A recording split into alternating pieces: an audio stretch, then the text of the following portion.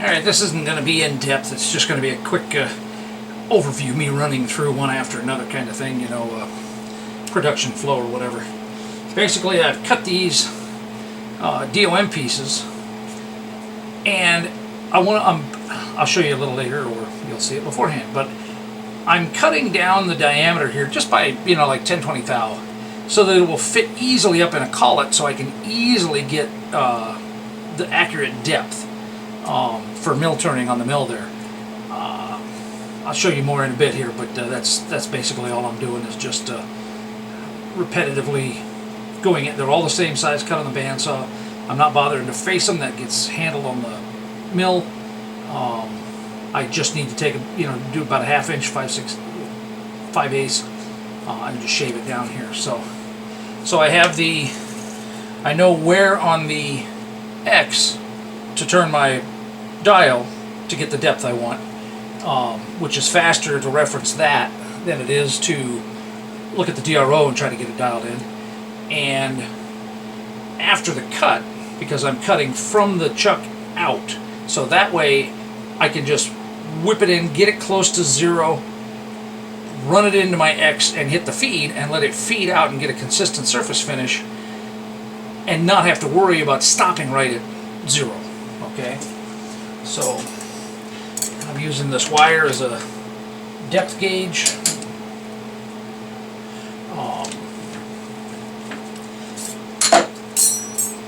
Just because it's quick and easy and it's long handle, so I don't sit there and try to fight with the parallels I usually use. I'm running at 1255. My feed is really low. E8. So 3.6 thou per rev. That's as slow as it feeds. I could go faster. It's fast enough. Anyway, yeah.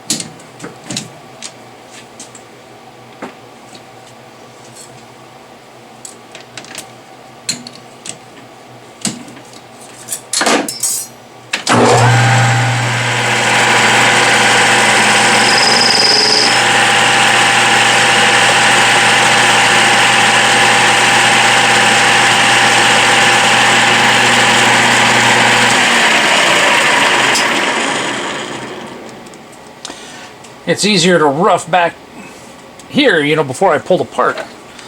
I mean, or just rapidly return to that spot as a visual reference, as opposed to having to look at the DRO to get it all the way back. All right, and this got my stop lock. I just hold the part there, slide it up into the collet, and then hold and push the whole thing up with the collet when I hit the power drawbar, and that's been getting it close enough.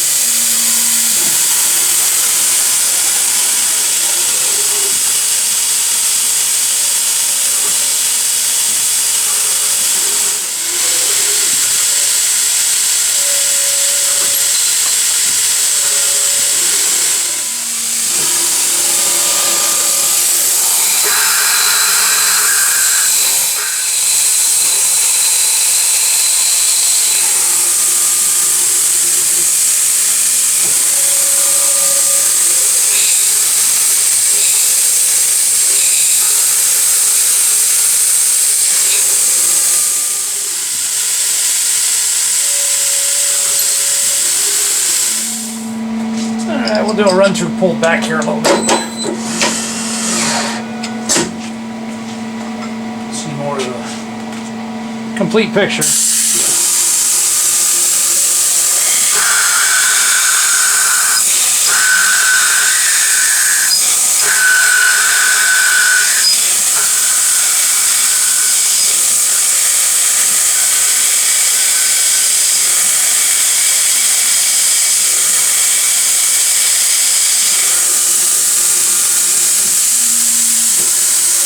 I tried to get those chips.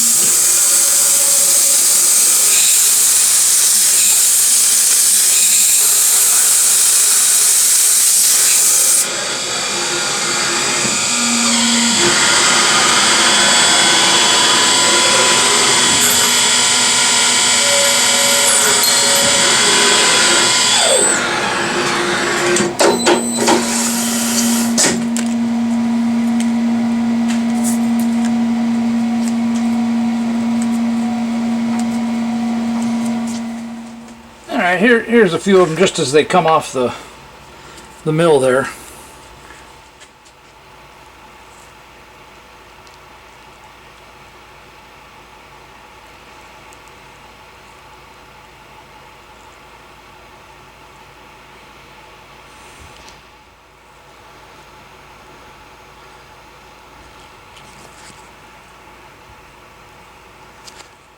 This side, no burr. Okay. This side's still leaving a little bit of a burr. I tried a couple different things to get rid of it on the mill, and I didn't have any luck. So I just deburr it when it comes out. So I do need it to slide through there. That's good. And then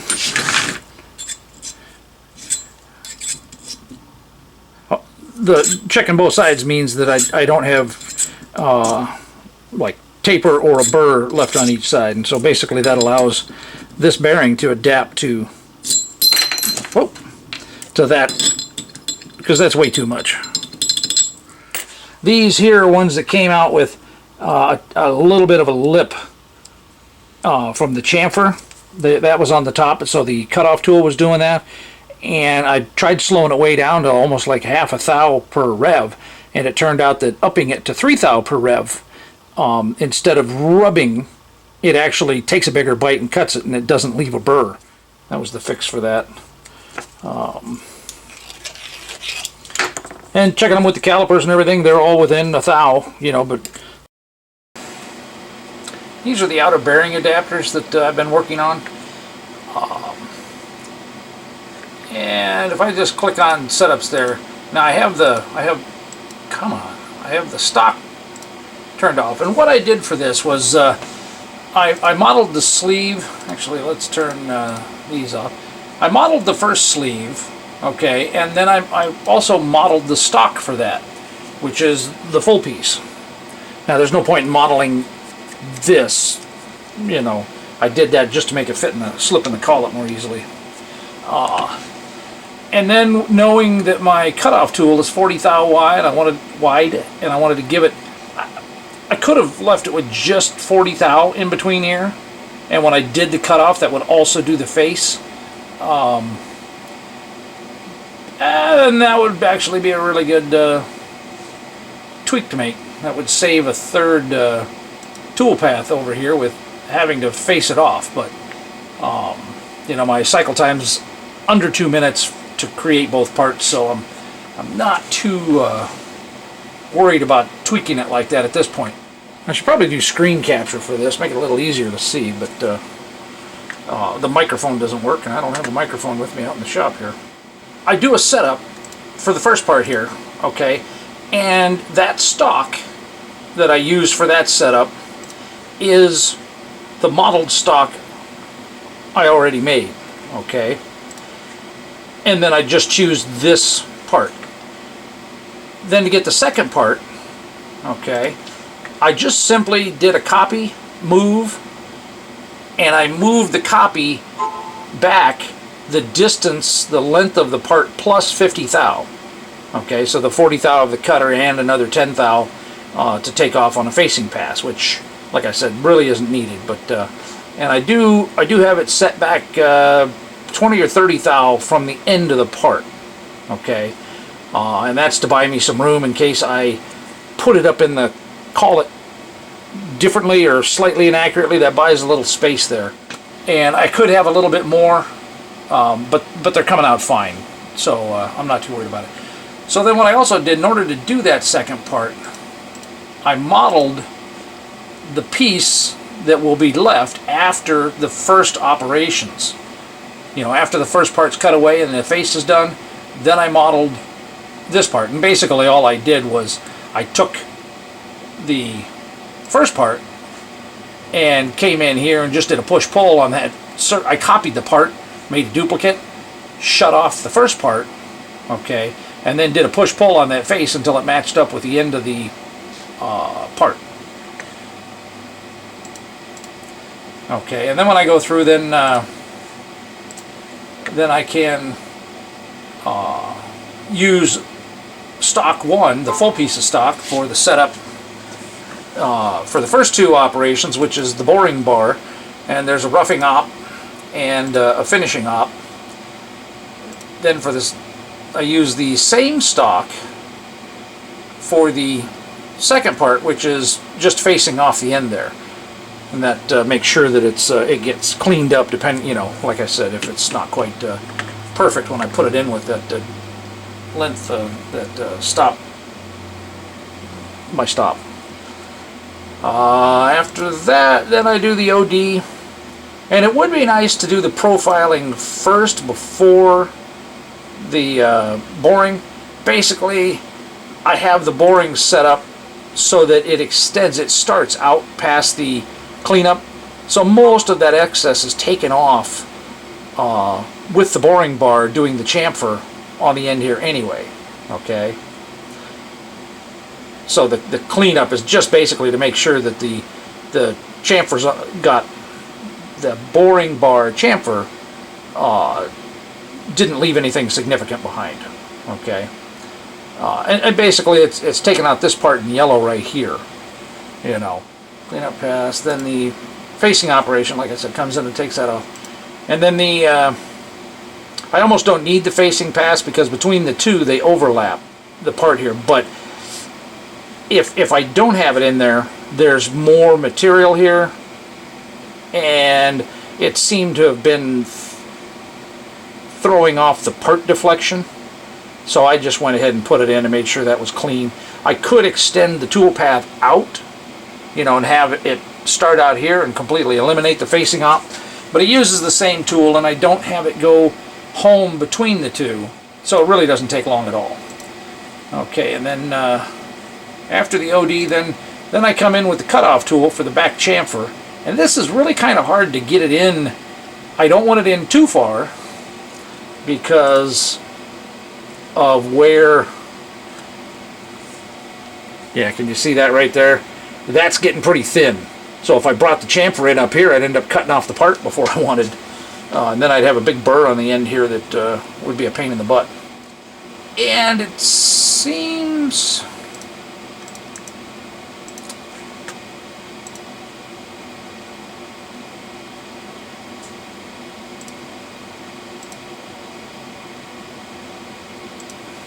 I thought there was something I had to do to offset to get it. Basically that path starts 40 thou away from there. Oh, and then the cutoff. And I really only need to cut it off in, I was cutting it all the way in, but all this space right here, that's wasted cut. because there's the ID of the part as it's been created. So there's no point in cutting past that. So it's another reason for using the facing up here. It just cleans all that excess up. Then it goes on to the second part, and for that, for these ops, I use the stock I created for part 2. Okay. I do have it extend past a little bit here on both parts. A bit more on that one, but because of the nose radius. I want to make sure that I get up there and don't have a little burr there that I got to deal with. You still get a really tiny one,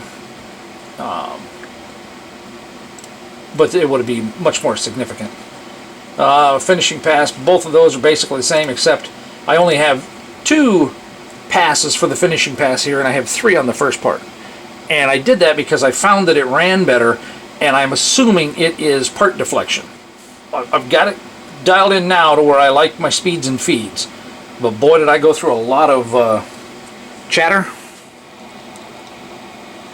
Isn't that some pretty chatter, huh? I played hell with getting that.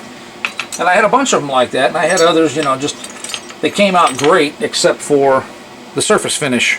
Just wasn't, the surface finish was great, just dimensionally it was off. And I tried tweaking a bunch of different things, speeds and feeds wise and stuff like that, and you know, once I basically got it dialed in, I tried to tweak it in from there, and it started chattering again. I said, the hell with it, and I went back to the previous one. I was really only going to save, you know, maybe 20 seconds, so it's just not worth it in the grand scheme of things. It's much faster for me to make parts at a slightly slower cycle time and start making them now than it is to keep tweaking it for another hour or 2. See what I mean? I save 20 seconds per cycle time on 40 parts. It's not worth it compared to the hour it's going to take me of testing and feeding and the part cost and stuff like that, stock cost. Anyway, blah blah blah, rambling here. There's the OD for that one. Then I do the chamfer, which is nearly identical, I think, to the other one, and then the cutoff. And obviously there's no facing because it just, why? Doesn't need it.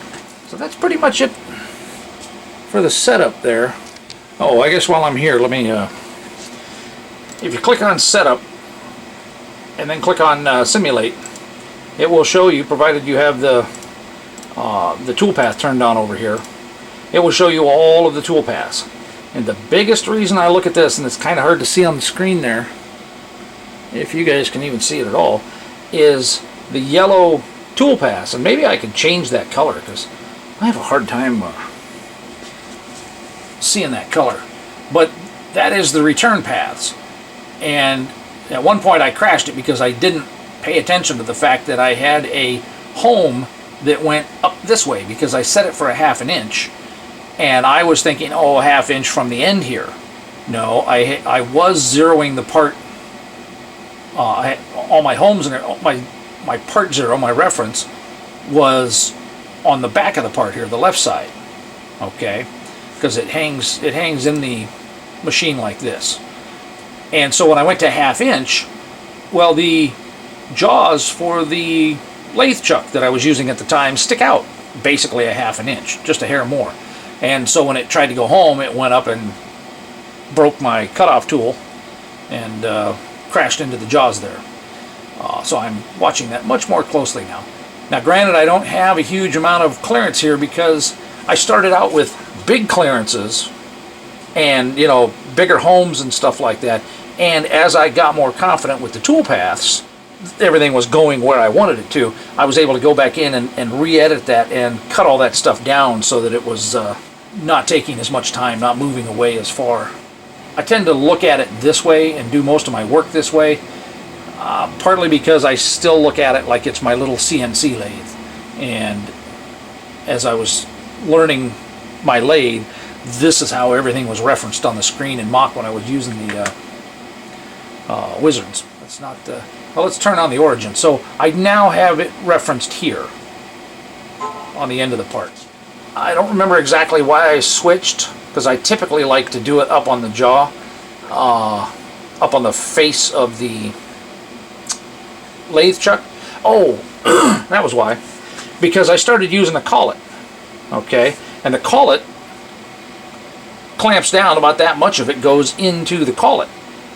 And I was trying to figure out how I could reference it back here and then find zero, you know, a ½ inch up into the collet. So I just went ahead and did it here, and that made things a whole lot easier. And the collet's way, way more rigid. Because if you think about it, you know, it was the lathe chuck with the part sticking out. So I mean, I had, you know, basically 4 inches, 3.5 inches of stick out with this, and then another couple of inches, and the collet's just way, way, way more solid. And oh, and some of this this chatter I showed, okay, that was caused because I forgot to tighten down the boring bar in the holder. So it dawned on me, because I was going up and down with the speeds and feeds, and I could not find anything that got rid of the chatter. And it dawned on me, I was like, oh God, you know, I had a loose tool once before, and it caused me all that grief. And sure enough, it came over here, and this top screw was at least a ½ a turn loose. The bottom one was tight, but that just, you know, made that much more stick out, basically. So I got that tight, and that helped dial it in a whole lot easier. I was having chatter issues with the cutoff tool. Putting it in the collet instead of the lathe chuck really helped fix that. The outside one, I could get decent finishes. The outside one over here, I could get decent finishes with it in either of them. And you know, I could probably use the lathe chuck, but the collet is a big advantage. The power drawbar gets used to run this up and down instead of having to use a chuck key. So it's almost easier. And I don't know if you can see all the stuff that's falling out there. So after every part, I go ahead and stick my finger up in there and make sure that there's no chips or anything stuck up in the cracks or in the bore there. And it's just out of my reach to get that switch up there. Especially if I'm trying to put both hands in there. If I lose about 6 inches of gut, I think I can reach it, but for right now I can't. Anyway, I've got my stop set, and it is called a stop lock. These things are awesome. You can run your stock up over this to that stop, have 2 depth sets. I'm not exactly sure. Typically the way I use it is like this. So I just hold it in there, I stick it up hard against the collet there, and then I push them both up at the same time, and that's been coming out really consistent for me. And if you noticed, the power drawbar has a pneumatic cylinder in it that pushes the driver and the socket down onto the drawbar, the screw, and so that's what pushes me down out. And that's kind of why I push against it, because it does get firm there, and then it cranks, then it lets it tighten up. I do have some challenge with strings, especially on the last 3 finish cuts.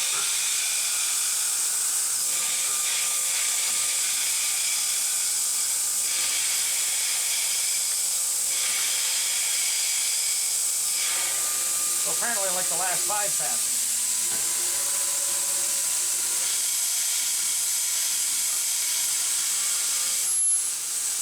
I'm not sure you could hear it or not, but that did cut just a tiny bit on the face.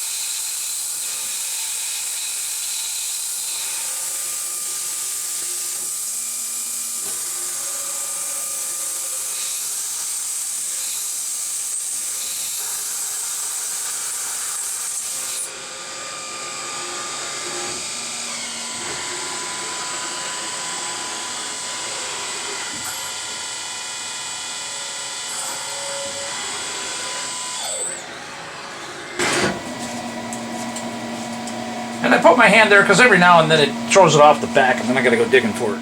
So this is the first one straight off the op, and you can see the top end there, the right, is a little bit rough. It'd be nice to get rid of it, but that's about the only burr I need to deal with.